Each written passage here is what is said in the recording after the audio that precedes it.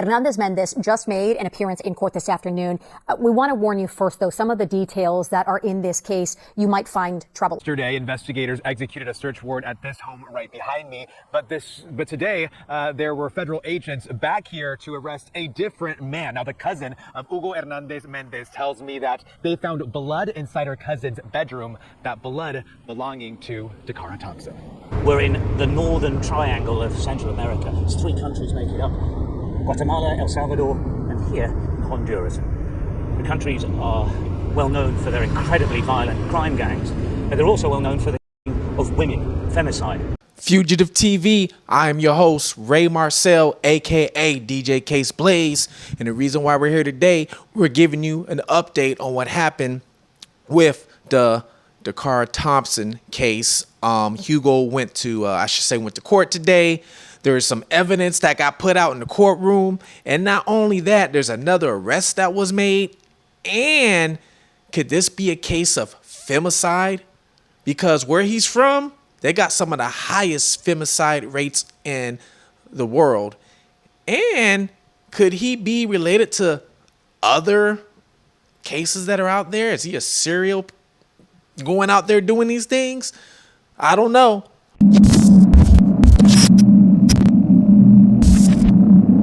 One of the reasons why we break down cases here is because I was a fugitive once on the run myself, and since I was on the run myself, I can give you a perspective of, I guess you can call it from the criminal aspect of what either these criminals think, or maybe what even the police ain't thinking, or what another YouTuber might not be able to, think about. So I'm giving you, my thought process on a lot of these things and a lot of these cases, missing cases, criminal cases, you name it. We're going to go through it. If you have any cases you want me to go through, let me know. Drop it, where we drop all true crime right here. But right now, we're going to talk about Dacara Thompson and what has happened. Now, Hugo, the person that's alleged for unaliving Dacara, we do know that Hugo is an illegal immigrant from Guatemala. So he went to court today. He didn't fight for bond. But even if he did fight for bond, and let's say they give him $1 million bond, it ain't going to work anyway, because even if he paid that bond, he still is going to have an immigration hold on him, because that's what they did. ICE came and they put a hold on him. So he has an immigration hold on him right now. So even if he was to bond out, they still can't release him because of that hold. It was a little bit of a surprise this afternoon. We were waiting for the bond review, and then his attorney said that he wasn't challenging. He did not try to get a bond set. So he's continuing to be held without bond. In the meantime, we are getting more information about what evidence has been collected in the case, including blood evidence and an indication that the victim suffered skull and facial fractures. Most likely, the man is going to do his time, and if he survives in prison, depending on how much time he gets, he's going to get deported back to where he came from. That's what's most likely going to happen. He probably shouldn't have been let out in the first place, because he was already arrested before. Immigration did not step in. I actually take that back. Immigration did step in. He was in federal custody, and they let him go. So he shouldn't even have been out in the streets in the first place. But we're going to get in a little bit where he's from. And there was a second arrest made, okay? But let's get a little bit of where he's from. So he is from Guatemala. I don't know if you guys know this, but Guatemala has a high rate of femicide. In Guatemala, violence against women is widespread and severe, making it one of the most pressing social issues. The country has one of the highest rates of femicide in the world. Femicide refers to the killing of women simply because they are women. Recent statistics show that the violent death rate of women is around 4.8 per 100,000 women. Tragically, this means that at least one woman or girl dies violently every day. In the year 2021, official reports documented 527 femicides. By early 2023, 69 femicides had already been recorded. These numbers highlight a persistent and serious problem that cannot be ignored. Basically, pretty much unaliving, decimating, terminating women just for being women. They are raping in them, forcing themselves on them, and then pretty much, leaving them into pieces, brutality, whatever you can envision, right?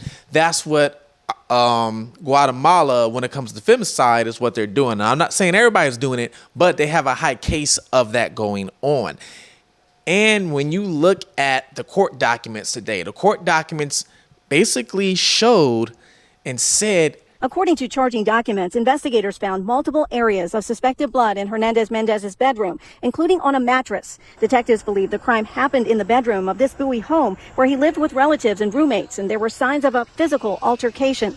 The documents say detectives found a fake fingernail on the bedroom floor, and it matched a nail that was missing on the victim's finger when her body was found off of Route 50 in Anne Arundel County on August 31st, several days after she disappeared. Kind of what happened to her. Now, they're not going to give us, you got to remember, they're not going to give us all the evidence. They're never going to give us all the evidence because they need to save some of that till trial. So they're never going to give us all of it. But they did say, for one, she had fractures in her skull.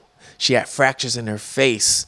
The evidence they did find in the room was DNA, was blood, was a fingernail, was a fake fingernail with a French manicure tip. So I'm thinking it was probably an acrylic fingernail. They found an acrylic fingernail most likely, and that fingernail matched the rest of her fingernails that she had on her hand. Then they went to the trash can, dig through the trash can, and then they found napkins with more blood on the napkins and also pieces of her hair of the wig she was wearing that matched. So there's a lot of evidence going on. Not only did they find that inside his room, they also found some evidence in the vehicle.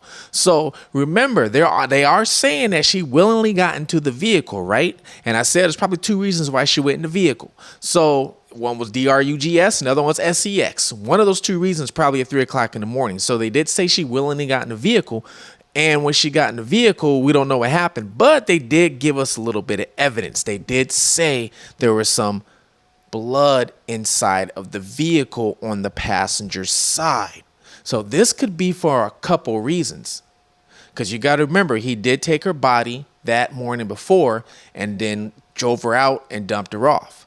So it could be after he did what he did in the room, because in the room, she's still alive. You got to remember, Hugo had roommates, and the roommates heard them getting it on in the room, even though one of the roommates said it didn't sound like she was having a good time, which I'm wondering what does that sound like? What does it sound like when somebody says it sounds like they're having, they're getting it on, but it don't sound like they're having a good time? What does that mean? So did he do something? Did he do it to her and then, obviously put her in the truck, right? But is that from afterwards? Or was she in the car? They weren't supposed to drive off. They were supposed to just do some sort of transaction. Who knows? And he knocked her out. It's just thesis here, right? And then he took her to the room, or she woke up. But what did she be screaming? I don't know. It's weird. And a lot of people are saying, why didn't they call the police? If the roommates heard this, why didn't they call the police? I'm going to tell you why they didn't call the police. Here's something why they're really not talking about this too much. I told you the second arrest was made, right? So Hugo lived with his cousin, and the cousin also had a husband who was an illegal immigrant from Mexico. And I believe there's 2 other people living in there. So I'm thinking all these people in the house are illegal immigrants. So if all the people in the house are illegal immigrants, they ain't calling the police. Why are they going to do that? If they call the police, what's going to happen? I never thought a family member would do something like that. We are distraught. The cousin of Hugo Hernandez Mendez agreed to speak only if her face was not shown. We will call her Maria. She says her cousin, an immigrant from Guatemala, lived with her family and other relatives, but recently she rarely saw him and his behavior changed. It's very unfortunate that we have to live in a society where predators are always lurking. Neighbors are still in shock. I just felt that there was a need for me to come out and extend my condolences to the family. Oh my goodness, it's connected. Tracy Franklin says Maryland State Troopers visited her home as part of the investigation. I am very glad to see that coverage is happening and awareness of a young African-American woman missing, because a lot of times that doesn't happen. Maria says her husband was also taken by investigators for questioning yesterday, but was released. This morning, she says federal immigration agents were back at their home, this time for her husband, who is an undocumented immigrant from Mexico. They did not have an order for my husband or a warrant for me. They simply handcuffed him and took him. Maria insists her husband has nothing to do with the alleged crime. They going to jail too. They getting locked up too. So of course they're not going to call the police. So that answers our question right there. It sucks this had to happen. It sucks. We don't wish this on anybody. It shouldn't happen to her, right? It shouldn't have. But that's the updates they gave us. And then once I found out that everybody in the house is illegal, it just made sense why, we woke up at 5 a.m. We heard what was going on, but hey, It makes sense now. They didn't all want to get in trouble. They didn't all want to go down. They didn't all want to get deported back. You know, but we're going to get into something right here I'm about to read y'all. I am really sorry, cousin of the alleged unaliver, Terminator, what do you want to call him, offers insight into the man accused of Dacara Thompson. Hugo Hernandez Menendez, 35, is accused of terminating Dacara Thompson, right? Now, we already established he is an illegal immigrant from Guatemala who, according to officials, was in the county illegally. Officials say he was arrested by the U.S. Park Police in April for a DUI case. So he was arrested for a DUI case and then was put in federal custody because he's not an immigrant, and they pretty much let him go. Maria, who was Hugo's cousin, Maria lives at the house. Maria said her cousin lived in the home she shared with her family and other relatives. She pointed out his bedroom located towards the front of the home. The windows were covered and the side door occasionally swung open with wind. On Thursday, investigators executed a search warrant on the home of Cambridge Drive. Maria says investigators went through every inch of the room and she alleges they found DNA. Maria said that in the last 2 weeks, she really saw Hernandez, Hugo that we know, that his behavior had changed. So he was acting funny. He was acting weird. On Thursday, as investigators were searching his room, she told him to confess to whatever he did. So she told him to confess to whatever he did. I don't think Maria's stupid. If they heard what was going on, and all of a sudden, a couple of days later, the police are there searching the room, I think she kind of knew. Prince George County's police homicide detective said Thompson was in the bedroom. She had been reported missing since August 23rd, and her body was found on August 31st in the grassy area of Route 50. I'm very glad to see that coverage is happening in awareness of a young African-American woman, says Tracy Franklin. Franklin lives nearby and said Maryland state troopers visited her home as part of the investigation. They probably visited her home maybe because she had surveillance footage. She probably had Ring cameras. Maria said her husband and Hugo and a third relative were all taken into questioning, right? So 3 people were taken in. Hugo was the only one they kept. They let everybody else go. After a heavy police presence on Thursday, the next morning, federal immigration agents were back at the home, but this time to take Maria's husband into custody. They did not have an order for my husband or a warrant for me. They simply handcuffed him and took him in, she said, with 2 of her young children.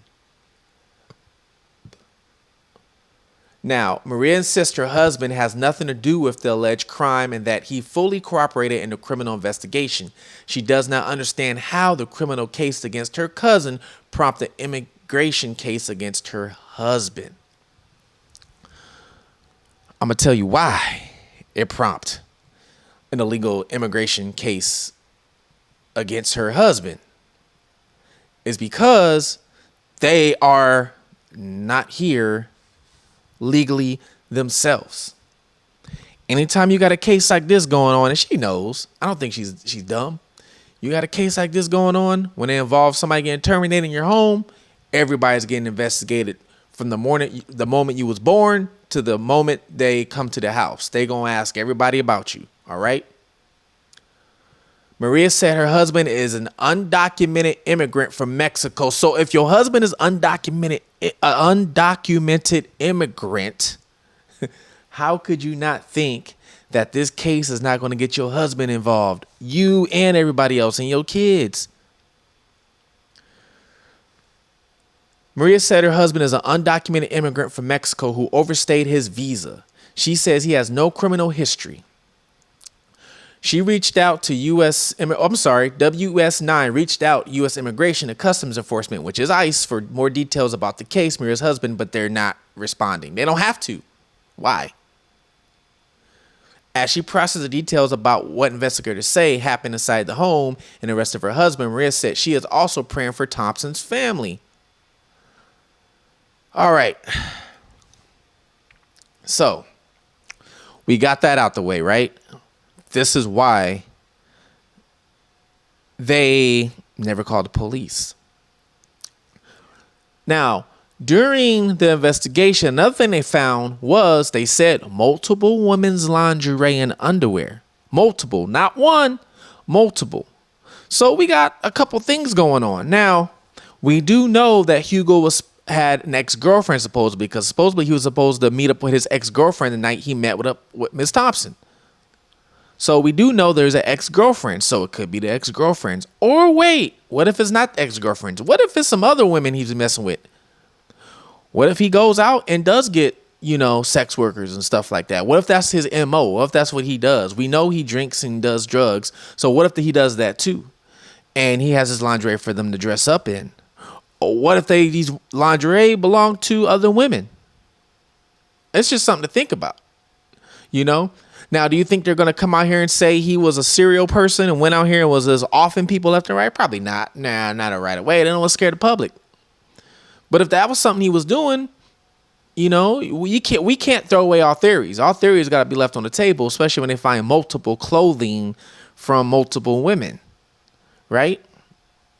That means he was taking a lot of women in that bedroom. So who was all the women though? Was it his ex-girlfriend? Was it one that kept coming over? Was it different ones? And where are these women? I'm pretty sure police are trying to figure out who these clothes belong to, and can they figure out, right? Now,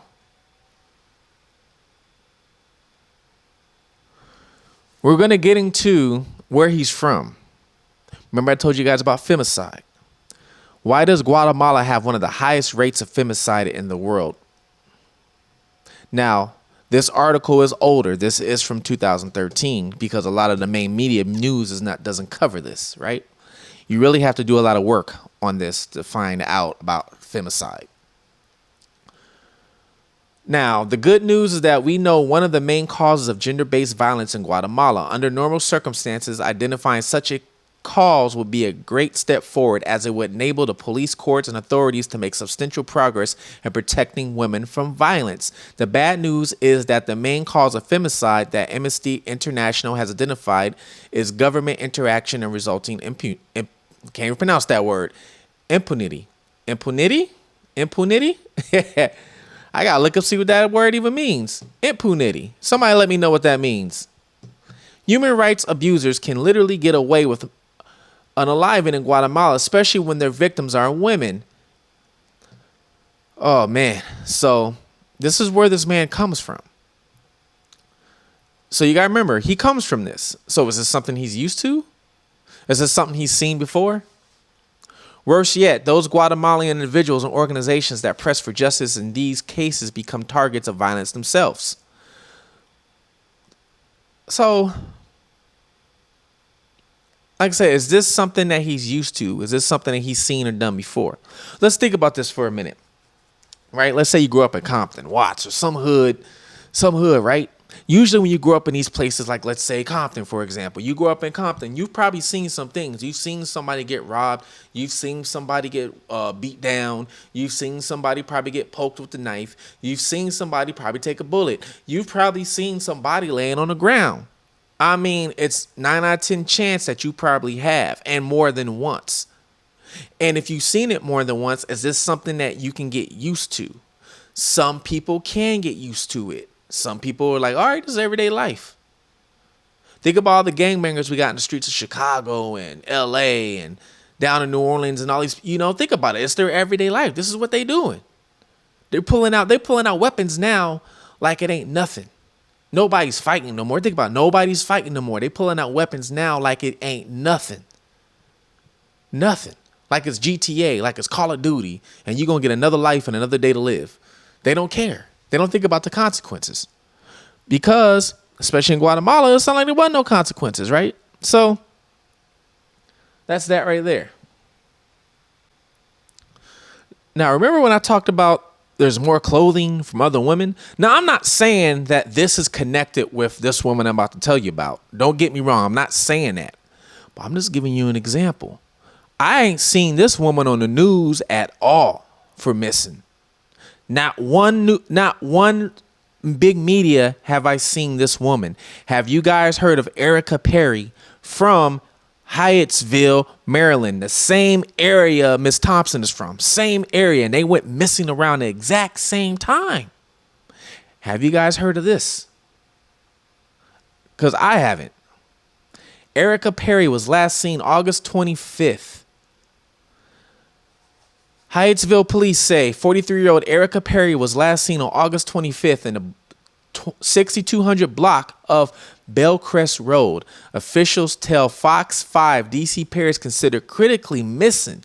She is described as 5'6" tall, weighing 200 pounds, and drives a white 2017 Toyota Camry with Maryland plate tags 6DK7385. That is her. Have you guys heard of her at all? And not only when she went missing, her apartment, I guess, was left in shambles, is what they're saying. Now, what does shambles mean? And a mess? Was there a struggle? Now, I'm not saying this is related. I'm not saying that. But what we got going on here? Why ain't she on the news? What's going on? Somebody let me know. Have you heard of her? Have you seen her? Has she been found since then?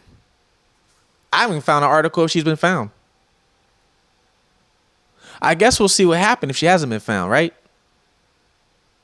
But I figure I'll bring that up. Police in Hyattsville, Maryland, are asking for the public's help to find 43-year-old Erica Perry, who has been reported missing. Her family, friends, and the community are deeply concerned for her safety. According to the Hyattsville Police Department, Erica Perry was last seen on the afternoon of August 25th, 2025, in the 6200 block of Bellcrest Road in Hyattsville. She's described as 5'6" tall, weighing about 200 pounds, with brown hair and brown eyes. Unfortunately, police don't have details on what clothing she was last seen wearing. Erica may be driving a white 2017 Toyota Camry with Maryland license plate number 6DK7385. Police say they are concerned for her well-being, and they're urging anyone who might have information to come forward. Very, very interesting, right? So you got Hugo, who's from Guatemala, and I just read up on that place and told you guys what Guatemala's about. And then you got the evidence of how Dacara passed away, and they're saying they got to do more even. That might not even be the reason why she passed, but they found the fractures, and they found out whatever happened, it was very brutal. And this is what's happening in the hometown he's from, too. And they have some of the highest cases, you know, with similar victims. Then you have the people that lived in the house with him that are all illegal. Every single one. Then you have another missing woman, Erica Perry, who went missing around the same time from the same town. We ain't hear nothing about. And if you remember in my last video, and if you've probably seen some of these news medias, the family for Miss Thompson said they were mad because when they reported her missing, they didn't take it seriously. It doesn't look like they taking Erica Perry seriously either. Like I said, if she was found, please let me know. Drop a comment below. If you heard about this, let me know. Drop, a comment below. And then you have the other lingerie. Was the lingerie with Hugo's ex-girlfriend? Or were these other women that we don't know, maybe they missing too? Or SCX workers, that he had come over to the house, to the crib, and get busy. I mean, y'all let me know, man. This is Fugitive TV. Once again, sorry that, the outcome wasn't what people wanted to hear. And we're going to get more information. And I'm going to keep updating you guys on this. And don't forget, my book's coming out soon, Ray of Redemption. I'm going to have it in book form and audio form, all right? Documentary coming soon about my life when I was on the run. Fugitive TV, I'm out.